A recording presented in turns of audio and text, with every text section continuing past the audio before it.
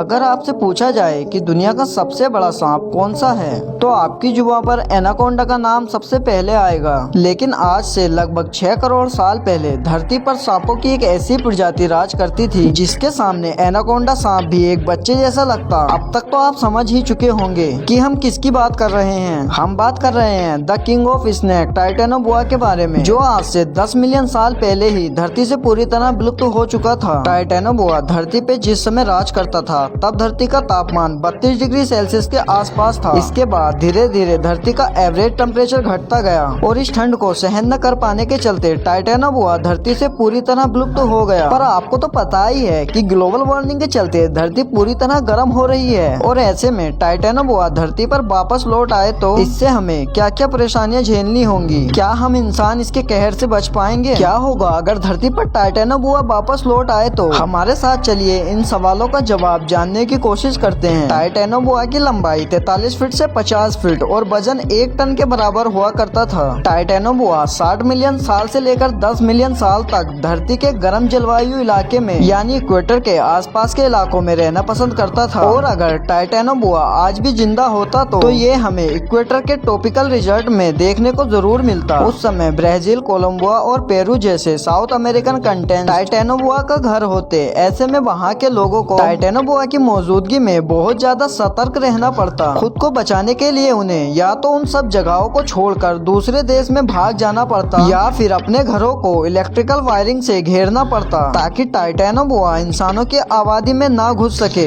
तब वहाँ पर रहने वाले इंसान शायद ही अपनी मर्जी से घर से बाहर निकल पाते। आज के एनाकोंडा की तरह शायद टाइटेनोबोआ इंसानों का शिकार करने में ज्यादा रुचि नहीं रखता, क्योंकि टाइटेनोबोआ भी इंसानों से इतना ही डरता जितना कि इंसान टाइटेनोबोआ से। इसलिए ये सांप इंसानों से दूर रहना ही पसंद करता। मगर जो लोग जंगली जानवरों का शिकार करना पसंद करते वो अपने फायदे के लिए टाइटेनोबोआ को भी मार देते या इनकी खाल निकाल कर बेच देते या फिर जू में बंद कर देते। इंसानों की इन्हीं सब हरकतों के चलते टाइटेनोबोआ इंसानों पर हमला करता। और अगर टाइटेनोबोआ के शरीर की बनावट की बात करें तो ये आज के ग्रीन एनाकोंडा जैसा होता, बस इसका आकार एनाकोंडा से कई गुना बड़ा होता। इसके डरावने शरीर के कारण शेर व चीते जैसे मांसाहारी जानवर भी इससे डरते, क्योंकि टाइटेनोबोआ शेर व चीता जैसे जानवरों को बड़ी ही आसानी से अपनी कुंडली में जकड़कर मार डालता और खा जाता। टाइटेनोबोआ जैसे दानव से खुद को बचाने की खातिर सभी जंगली जानवर अमेज़न को छोड़कर दूसरी जगह पर चले जाते और ये अमेज़न जंगल सिर्फ और सिर्फ टाइटेनोबोआ का घर बन जाता। इससे तब तक टाइटेनोबोआ को जंगल में कोई भी शिकार नहीं मिलता और ये भूख के मारे तेजी से समुद्र की ओर शिकार करने जाता। टाइटेनोबोआ जितनी तेजी से जमीन पर चल सकता था उतनी ही तेजी से तैर भी सकता था। बड़े बड़े समुद्र जीव जैसे कि व्हेल, शार्क, डॉल्फिन्स और क्रोकोडाइल इनका शिकार बन जाते। समुद्र में इसके सामने जिस प्रकार की भी मछली आती ये सभी को जिंदा निगल जाता। ऐसा लगातार होने के चलते बहुत सी मछलियों की प्रजाति विलुप्त हो जाती और धरती के इकोसिस्टम पे इसका भारी प्रभाव पड़ता, जिसके चलते फूड चेन पूरी तरह नष्ट होकर बाकी बचे जानवरों को अपनी भूख मिटाने के लिए कुछ नहीं मिलता।